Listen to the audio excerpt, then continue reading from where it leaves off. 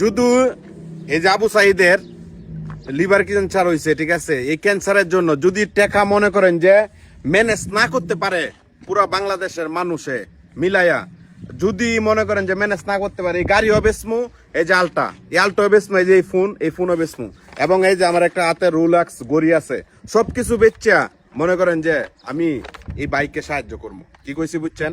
যদি টাকা ম্যানেজ না করতে পারে, আর যদি ম্যানেজ করতে পারে তো আলহামদুলিল্লাহ। অবশ্যই সবাই সবার জায়গার থেকে এই ভিডিওটা সর্বস্তর শেয়ার চাই আমি, ঠিক আছে? সর্বস্তর শেয়ার করে দিবেন। কি কইছি বুঝতে পারছেন?